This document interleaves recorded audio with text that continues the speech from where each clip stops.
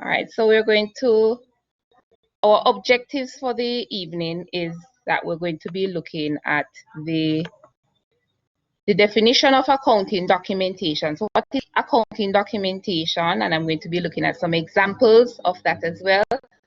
I'm going to be also speaking to accounting source documents. I'll be looking at 5, and the importance of source documents, users of accounting documentation and risk associated with that, and documentation procedures.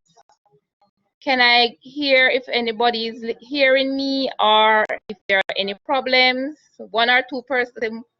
Good evening, Miss Murray. Good evening, Miss Murray. Yes, thank you. Good evening, Miss Murray. All right, confirmation. Yes, I love confirmation. You know, I love to hear persons when I'm talking. All right, thanks for that. So the first thing that I'm going to be looking at is what is accounting? And I'm sure you would have all had some amount of knowledge where that is concerned. Please excuse my background noise because I live near the road. All right. What is accounting? Accounting is a detailed business function wherein companies record, report, and analyze financial transactions. All right. So it is going into the information, anything as it relates to financial information, that and how we report it and how we record. All of this is the consummation of accounting and what it is. This information is commonly provides support for management decisions and investment decisions for external business stakeholders. So not only is this information used on an internal basis, but it is also used for external users as well. And it assists us managers or managers of this information will use it to aid them in the decision-making process. So accounting documentation speaks to that in general. Continuing on the documentation definition, it says accounting information typically requires documentation for prepared accounting reports and statements. So all of this accounting information is going to aid us when we are preparing our reports, when we are preparing our statements. And also, if it is that we're going to need these information to assist with our decision making, then the reports will help us to see whether or not the company is in good standing, is viable, and it is operated in a profitable sphere. This document supports the accounting information and provides an individual with more documents or figures to assess the report. So once you have this information, you can make your own determination. As an individual, you can make your own assessment as it relates to the information that you have been given. So the documentation of it is that based on that, you can assess whether or not this company, this organization is a profitable organization, or whether or not you have to probably file for bankruptcy, etc., etc. Or if you're an investor, you are going to say, okay, I don't want to be a part of this business because it's not viable as I thought it was. Accounting documentation is other records, therefore, and information involved in the preparation of financial statements, such as the income statement, the balance sheet, and the cash flow. All right, so at the end of it, you are going to use this information, these documentation, to prepare your final statement. Next slide, please. All right, accounting records as part of accounting documentation include records, all the business assets and the liability, the monetary transactions, whatever it is that you purchase, whatever it is that you sold. It also includes ledgers, your journals, and I'm sure everybody is aware of all what I'm speaking about, because we talk about ledgers, we know how to prepare our ledgers and prepare our journals, right? Nobody not answering me today. this evening? Yes, Miss Murray. Yes, so you know how to prepare your ledgers, you know how to go about preparing your journals. And all of these are a part of the documentation process of accounting. And it says, and any supporting documents such as checks and invoices. And as we speak later on, these supporting documents, because these are what we call source documents. All right, continue. All right, so this is an example of an accounting documentation, and I'm sure persons would have been preparing their income statement, and this is an audited statement, September 30, 2016, and it's the National Commercial Bank audited income statement, and it shows the operating income as well as your operating expenses. And when we take away our expenses from our income, what are we going to be left with? What are we going to be left with when we take away expenses from income?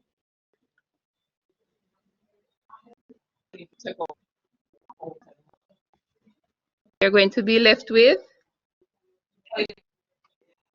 Gross operating profit. right, your operating profit, or if it is a loss, you're going to be seeing a loss, right? So this is an example of an accounting documentation that you will find in your business place.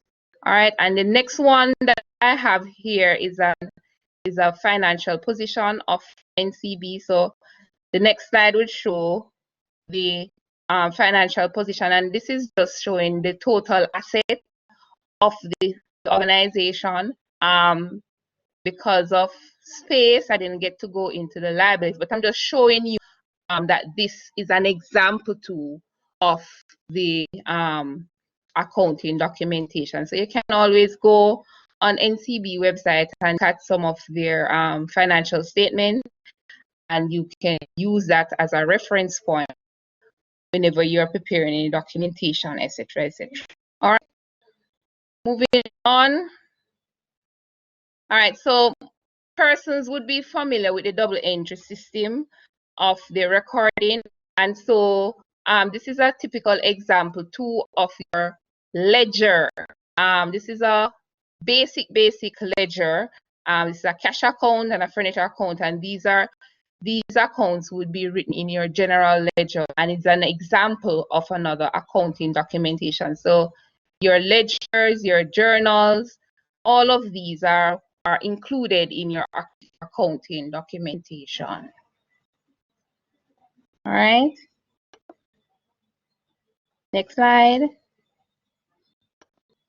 right, so no matter the size, in summary, no matter the size of your business or what industry you are in or where you will operate, you and every other business share the same duty, and that is documentation. Because documentation for as accountants, as prospective auditors, prospective financial officers, chief financial officers, documentation is always important, and it is the essence of which we are able to input information so that we can prepare our different financial statements. So although business differ in their process of documentation, the main purpose have remained the same. One is to establish internal control for the benefit of the business, and two, to provide evidence, and this is so important as well, provide evidence of all transactions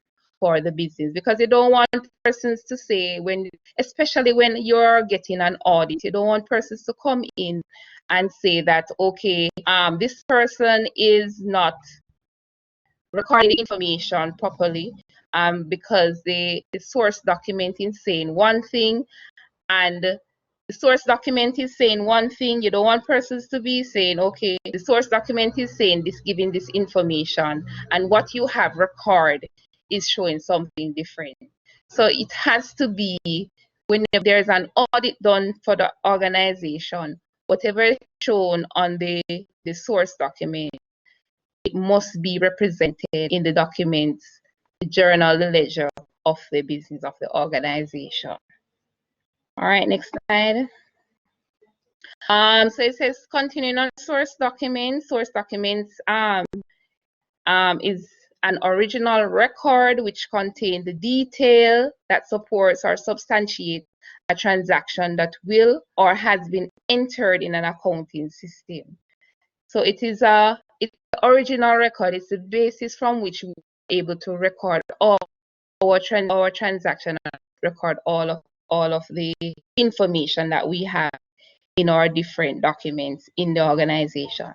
So in the past, source documents were printed on paper, but in today's society, the source document may also be an electronic record. So when we order things online, we can take a screenshot of it and use it as a record for our accounting information. All right. Also, continuing on source document, these are some examples of the source document which I'll be going into or I'll be sharing with you.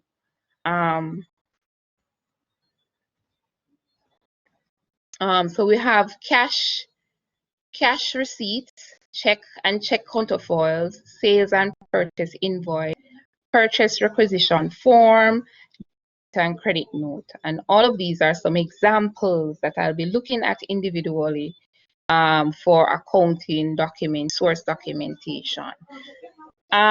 Anybody can give me any additional source documentation? Can you give me any more source documentation that we use? Hello, petty cash form? Yes, that is correct. That is correct. Is it Shaboy? Yes, it is. Shaboy. Okay, I pronounced it properly. All right. Very good. Yes. Very good. And that is an additional. Any other?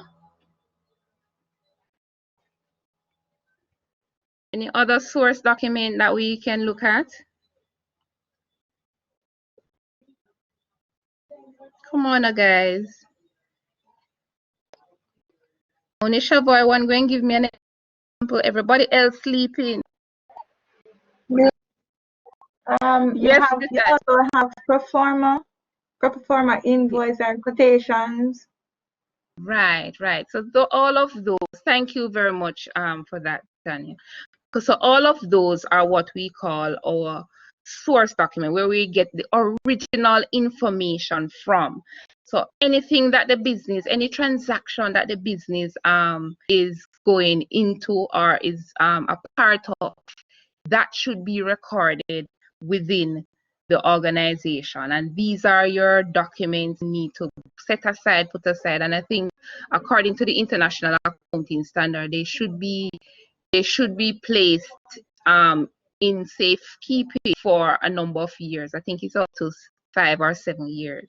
So these original source documents, and some of them you would have to make a copy, or you have to make sure that you're storing, whether it's in a soft copy or hard copy. So you have them in place so that they're not damaged, nothing is able to get at them, because you have to make sure that they're there so that when there are any audits, there are anybody coming in to assess the organization, these source documents are there for them to look at.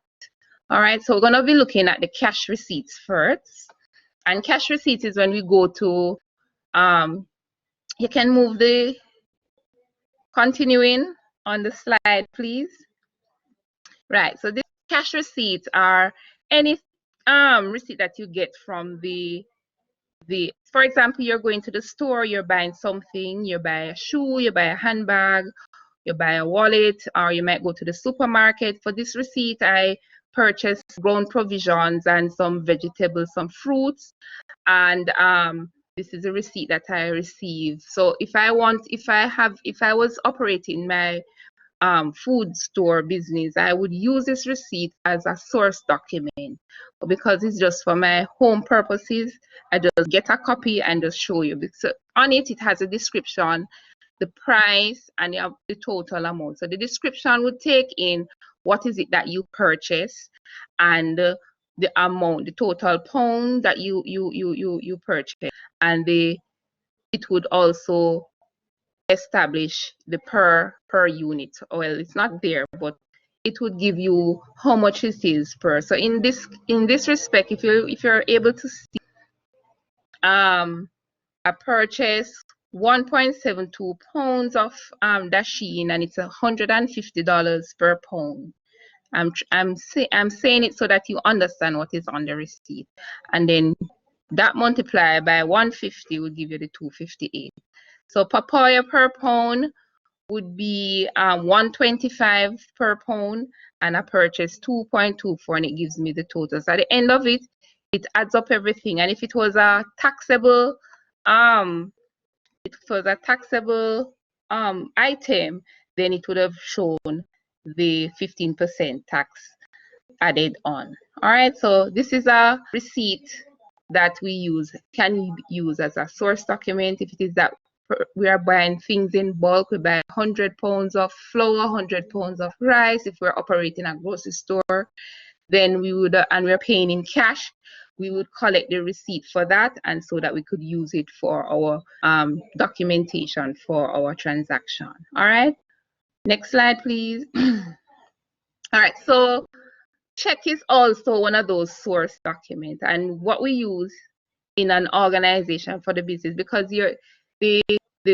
the check itself, check is a common form of payment, instructing a bank to transfer money from one bank to the other, and where the checks are used by a business to make payment, check counterfoils serve as a source document. So to the right of the screen there is the check itself, and you're making payment to the office donation, and the amount is written in word and in figure, and then the person who is authorizing the check. And for a business, there are generally more than one person who has to authorize the check before it is given out. And so that would go to the individual or the company who you're making payment.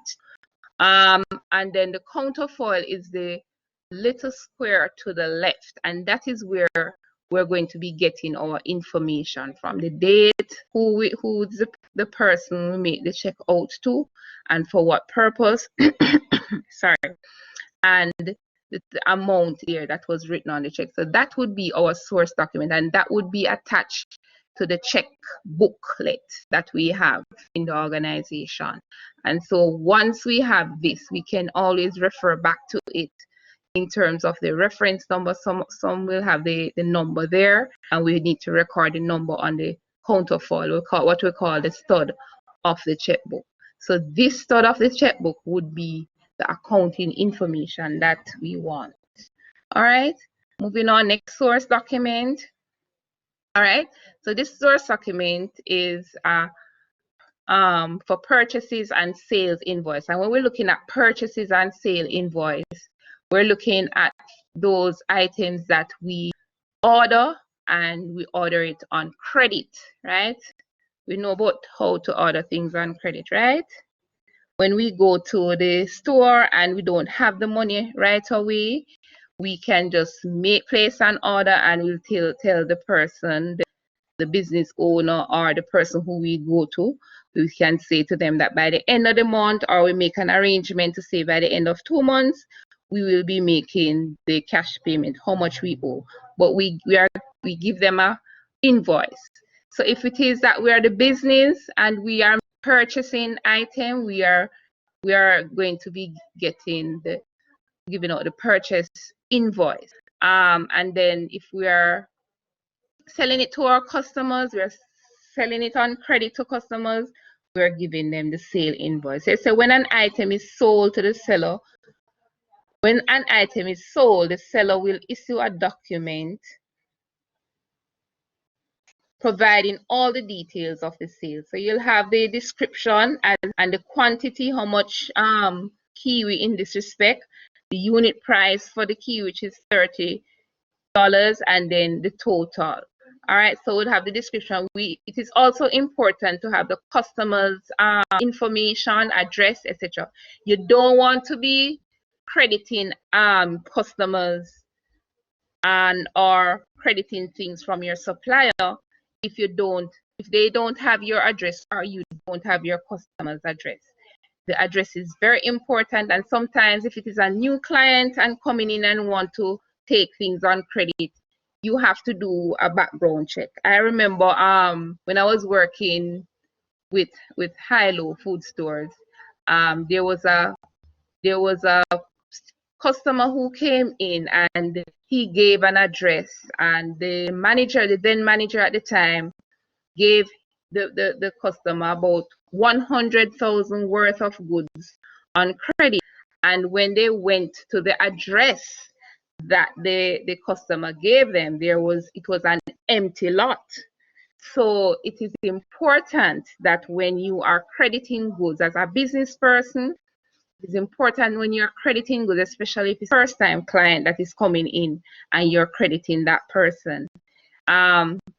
And I wouldn't want you to credit the person if the person is a first-time client. You would have to have some form of relationship before, and to know that client before you start giving them goods on credit, because that is a great loss to an organization if you're losing so much and you don't know, you don't have background information, you don't have the correct phone number that the person give you. Some persons will give you false information, and you need to be aware of these things. And so that was a huge loss for the business, right? And they had to find ways and means in which to get it from the individual.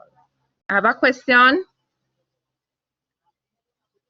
No question? Okay, so it is important before you give goods on credit to make sure you have a long-standing relationship or some amount of background information before you start giving goods on credit. All right, and so the purchases and the sales invoice, depending on if we are buying things from the supplier, if we're the business, the organization, and we're buying things from the supplier, then we'll make sure that we have our purchasing invoice. And if we are giving the customer goods on credit, we must ensure that we have a sales invoice prepared. We have the customer's name and address, phone number, everything, right?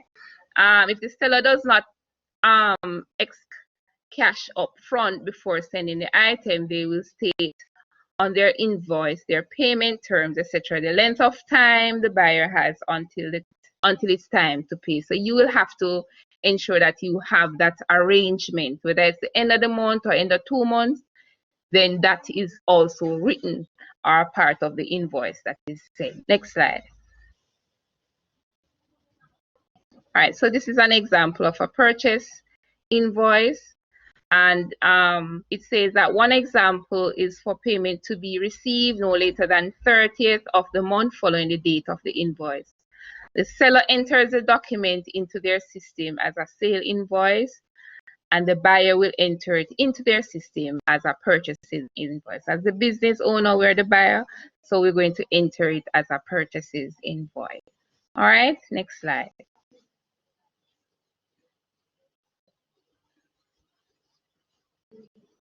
All right, so the next source document that we're looking at is purchase requisition form. And a purchase requisition is an internal document which is filled out by any of the department within the company of the items they want the purchasing department to buy for them. So you might in a particular department and you are running low on particular items, different items, you prepare what is referred to as a purchase requisition form.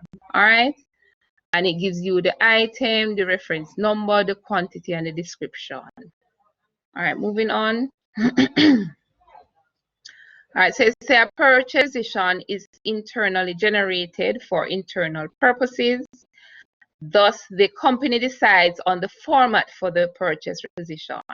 Important details present in the PR include the date of the requisition, and this is so important, the items required, their description, and a PR should also be approved, and the duly allowed signatures should be attached to it. All right, so you're going to make sure that once you have written up the requisition form for whatever item that is needed within the department, you're going to ensure that the heads of the department go through it and look at it and and approve what you are required to purchase. All right, moving on, next document. All right, so these are also important aspect in any business. There are going to be times when we buy things and we do not approve of it. Sometimes you go to the store and you buy a pair of shoes, and by the time you reach home, you're like, I don't really like this particular shoe. Or when you reach, I had a friend who bought a pair of shoes, and by the time she stepped out of the store, she had it on.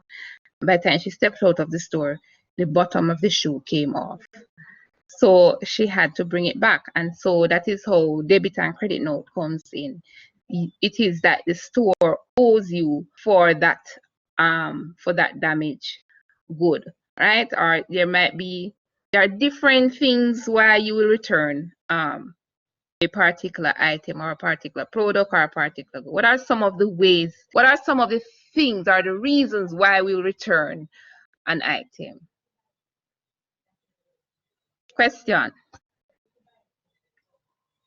What are some of the reasons why you would go ahead and return the item? Somebody? Damage. Damage, yes. Who else?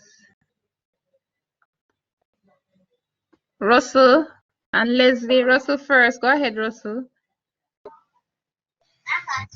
Good evening, Accounting Seminar 2020-2021. Good evening, Mrs. Murray. I am Shaniel Russell from the Professionalism Committee. The item could be spoiled. Yes, it could be spoiled. Yes, very good. Thank you, Miss Russell. All right. Oh, I see Miss Leslie Felicia. Go ahead. Good evening, Accounting Seminar 2020-21. I am Felicia. Yes. Why a buyer turn on is that it could be the wrong item sent. Right. Thank you for that. Reynolds, go ahead. Alia.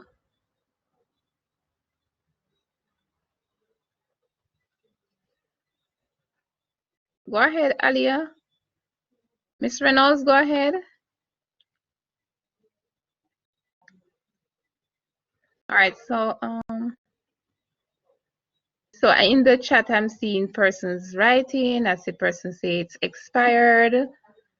It's faulty. Miller says it's faulty. Thomas says it's false advertisement. Yes, that is another thing too. And sometimes when we go into the store and they say you get 15% off, and by the time you reach to the count, they give you another thing too, and that is another cause for concern as well. All right, wrong description. Yes, Orlando, thanks for that. Wrong description is also a part of it. Oh, you're having connectivity issues. Okay, but false advertisement. Thanks for that, Miss Reynolds. All right, so and that is why we have a debit note and a credit note. So the debit note would be sent from the customer to let the business place be aware of the false or the damaged item, right? And so because they are letting them be aware that this is what is happening. You sent me, I purchased some things on credit and half of it is spoiled, for example. So I'll record, I sent it in a debit note, and the credit note will be sent by the business owner agreeing to what you have sent. And so when you come back to the store, you will get a store credit off, whether it be $100,000 or $15,000, depending on what the price of the items were for. All right.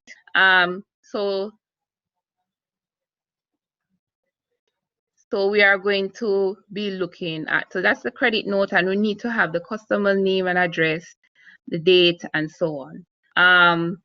This would be the debit note, sorry. So in the supplier bookkeeping system, it is called a credit note because it reduces the amount owed by the customer. right? And in the customer's bookkeeping would be a debit note. So the debit note would be what the customer letting the organization be aware of what had happened for the damage. All right, thank you. Next slide, please. All right, so we had gone through our source documents. I gave you about 5 or 6 of them. And so we're going to now look at the importance, why it is important for us to have source documents.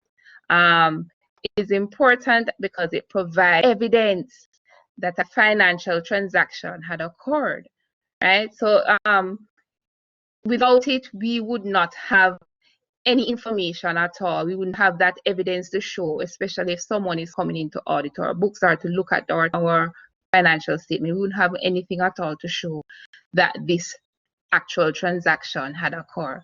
So it's a one way of provide evidence.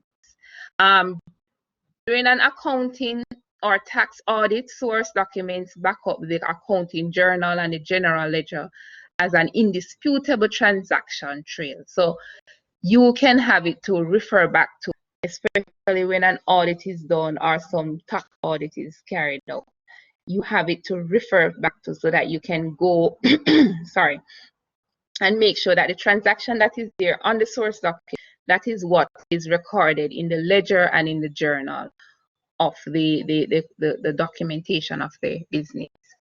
If your taxes are audited, the source documents provide the proof that you have made those purchases. So if you are being audited for tax purposes, you will have these documents to show that you have made these different purchases or these different sales. It says if source documents don't exist for the transaction because they've been lost or thrown away or not recorded in the first place, then accounting for the transaction will become difficult. Because in this respect now, anything can come into play because you don't have any evidence to show that this transaction had occurred. So it would be very difficult for you if it is lost. So that's why it is very important to make sure that your accounting, your source documents are well put away and documented and photocopied and ensure that you have soft copy and hard. Next slide, please. All right. So additionally, auditors check the annual financial statements of the business to ensure their accuracy. Part of their audit involves reviewing the details of various transactions which are originally shown in the source documents. All of that is necessary when you're doing your checks and balances. It says the source documents serve as a proof of the amounts accurately recorded in later steps of the accounting cycle, from the accounting journals and ledgers to the final financial. So it's a proof. You say you bought something for $500 and you record it in your journal, you record it in your ledger, then your source document must be showing this as well. All right. All right, moving on. Users of accounting documentation and the risk associated. Accounting documentation is used, whether it is used internally and it is also used externally. In an internal setting and in an internal sphere, it's accounting supplies managers, as we were looking at it earlier. It supplies managers and owners with significant financial data that is useful for decision making. And I spoke about this a little earlier. And it says that this type of accounting generally refers to as managerial accounting, because you use these documents, these information that you get from these documents to make the decisions in the organization. Remember, you're looking at costs and you want to speak to how effective you can be when you're looking at the expenses, how you can go about cutting your costs. If it is that you can improve efficiency, you can look at how you can go about increasing your sales or increasing your the way in which you produce, if it's a manufacturing plant that you are operating. You can look, because based on your sales or based on your profitability of the organization, you can go ahead and plan and make decisions that will improve, develop, and benefit the organization. So this financial information that we get from our accounting documents will be an asset for decision-making purposes. It says some of the ways internal users employ accounting information include in the following. It's assess how management has discharged its responsibility for protecting and managing the company's resources. And that is so important, because at the end of the day, that is your role. As manager, that is your role, is in protecting and safeguarding your company's resources, and how best you can go about making it as efficient and as effective as possible. Shaping decisions about when to borrow or invest company resources. And I'm sure, like I was giving an example of NCB earlier, they have so many companies that they're investing the company's resources in, and this all speaks to the viability of the organization. If it is that the business needs to borrow, then based on the information that you've gotten from your accounting documentation, then you'd know that, okay, the company is in dire strain and we need now to borrow some money in order to safeguard certain things, resources, etc., so that we can cover these costs, and by next year or the following year we should be able to be in proper standing where we can afford to pay off all that money that borrowed. It shaped decisions about expansion or downsizing. So depending on the profitability of the organization, you'd want to know whether or not you're going to expand your business and take on more persons and increase your sales, increase your profitability, or you'd have to downsize, you'd have to let some persons go, and you'd have to close particular branches. Especially in this pandemic, you find some organization having to close their branch because they're not able to get the workers in to do the job. And sometimes they downsize because they have sent home persons are now working from home, which we know we have to be doing because of the pandemic. And because they have sent persons home, some of their outlets would have to be closed because you're working from a remote area. All right, next slide. Okay, so accounting documentation also speaks to external users, and they use them, such as owners and prospective owners will use them. Persons who wish to invest in organization, these owners will look at the financial statement document, they will look at the cash flow document, they will look at the different reports that are there, especially if it's a public company and these information are out there in the World Wide Web. So they will look at these. If they want to be a part of the organization, if they want to be a part of the business, then they are going to look at these accounting documentation to see whether or not this particular company is viable enough to invest in. All right. Creditors and lenders need it as well, because you are going to be lending. It's like you're doing a credit check on a particular individual to see whether or not they are in good credit rating, to say, okay, whether or not they are able to pay back, or are they paying back their bills, or paying back the amount that they borrow on a timely basis. So when people do credit check, especially persons who will take a credit card, and persons will take credit card and just you spend and then buy this, and they buy different things, they buy house, they buy they buy car, they buy different things from money that they borrowed, and they don't think about paying back.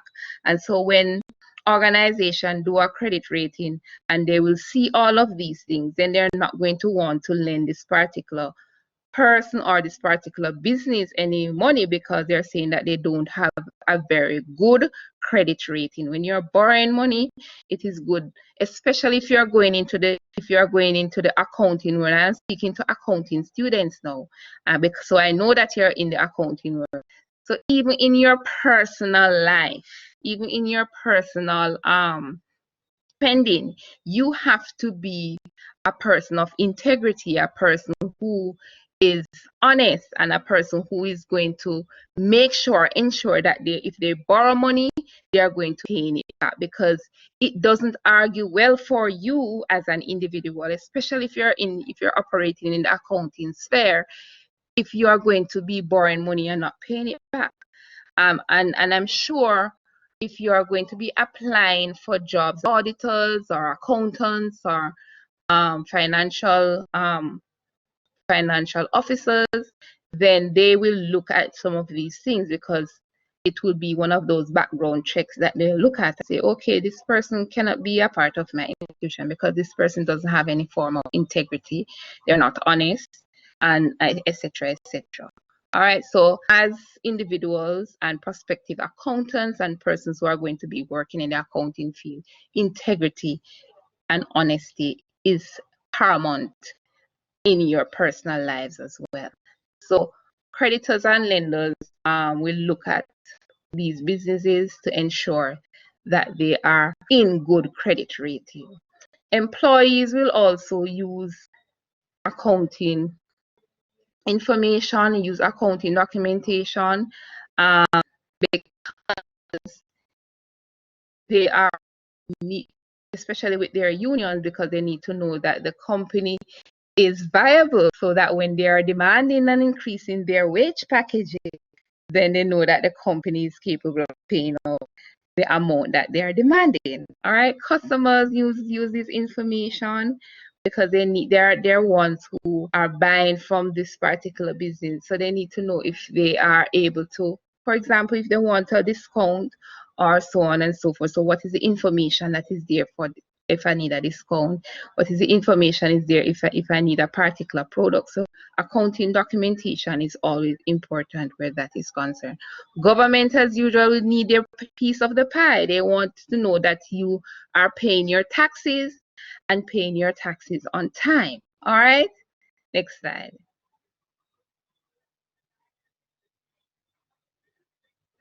All right, so some of the risks associated with accounting documentation, it speaks to security of data and privacy of data. So once we are in the accounting and we are recording and we are documenting accounting information, it is important aspect of it, so that we ensure that the information that is recorded is not out there for public knowledge, right? It is also an agreement, it's a policy of the organization that you do not disclose information to the public unless it is by law that they legally asked for you to present these documentation to the court.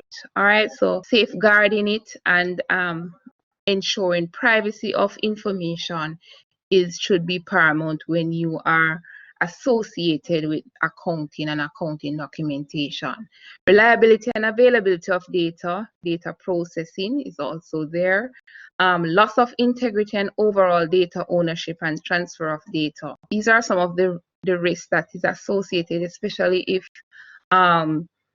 your data the data is out there for public knowledge, out there for the public to see what this business or this organization. I remember when this particular individual working at a bank disclosed some donation that was made to a particular organization, and the individual disclosed it, went to the newspaper and was talking about it and how much money the person donated, and not knowing that she was going against the organization policy and also the integrity and about accounting information. And so she was fired from her job because she did something that went out there and disclosed the information in the public life. All right, so it is important that we operate with integrity and know that certain information should not be disclosed. All right, accurate documentation of financial transaction and records, including contracts and delivery receipts, is of utmost importance in an anti-corruption program. So the accuracy of your documents is important as well, and this will minimize risk. If it is that when persons are doing their checks, they realize that you have falsified some information, that can cause problems, and not only for you but for the organization as well. So accuracy always paramount when you are recording financial information. Next slide, please. So these books and records are the basis for checks and balances to detect irregularities. So once we have documented the information, we need to note that once we have these records, then we can always match it against other records to make sure that there isn't any irregularity, right? And once there's an irregularity, then auditors, internal auditors will pick them up and know that something is wrong, and there will be some sort of investigation there. And I didn't mention it, but that's in order to minimize risk as well, there should be separation of duties. So you can have one person preparing every document, everything for the organization. Separation of duties is also one of those factors that will help to reduce the risk of any fraudulent activity or any irregularities within the organization.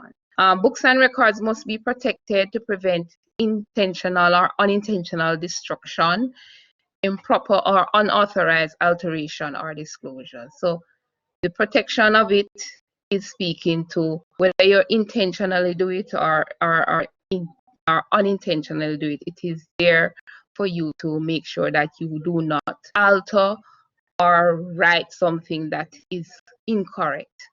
All right, books and records should not be destroyed prior to the expiry of any time limit imposed by the regulation. And as I was mentioning earlier, according to the International Accounting Standards, some of these information should be maintained within the organization for a number of years before they are disposed of. All right, next slide.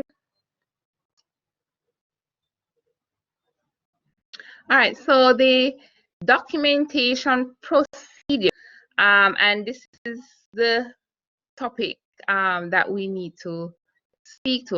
A lot of times there are so many different procedures and ways in which persons document their information for their accounts, and it says that International Accounting Standards stipulates and require information on how to present the accounting document.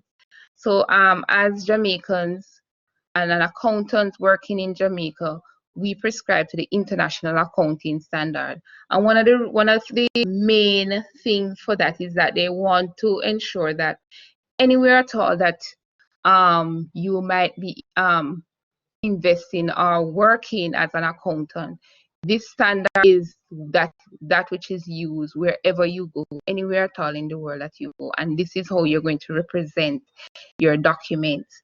So that they want to have one way in which your document is presented, your accounting document is shown, and this is the standard which they have applied.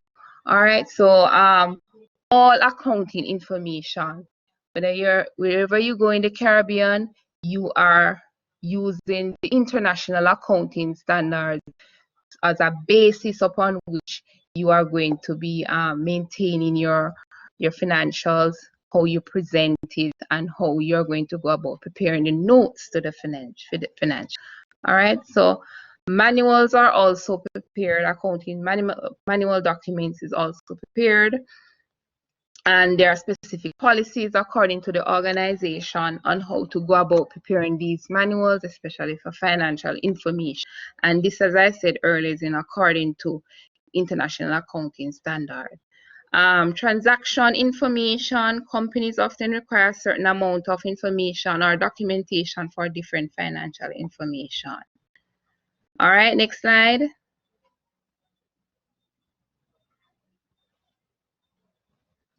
All right, so the most in general, most documents will have the dates, the amount, the purpose of the transaction, the signature of the preparer, the authorization signature, and other information may be necessary for accounting transactions. So most documents will have these information on it so that persons can look at it and prepare the different statements, the different ledgers, the different journals that they have. So the date, the amount, the purpose of the transaction, the signature, and the authorization, all of this will be a part of the accounting transaction. And somebody had mentioned it earlier, documentation procedures speak to also about when you're doing audit. So you must have an audit trail. And this is often the most common documentation procedure in accounting. Audit trail information helps individuals to see how the accounting department completes financial and accounting transactions. Computerized accounting systems have strengthened the audit trail process because most systems record a time or date stamp detailing the recording of the transaction. All right. And of course, the accounting cycle is the other documentation procedure when it comes on to accounts. Next slide. Right, so everybody should be familiar with this accounting procedure, right? So we know we start with our source documents. All right, so if we have our different source documents, financial transaction source documents, and we know what our source documents are, and then we move on to our journals. We know our different journals. We have general journal, we have sales, we have purchases, returns journal, and all of that would be our first, what you call original entry. Talk about the ledgers, and it moves on to the ledgers, the trial balance, any adjustment to be made, and we move into our financial statements, our income and our balance sheet, financial position, and any adjustment that is there that is needed. So everybody should be familiar with this kind of procedure on how we go about recording information, accounting information, and documenting it in these different ledgers, journals, etc., etc., etc. All right. Any questions so far? Any comment? Everything clear? Anything clear as mud?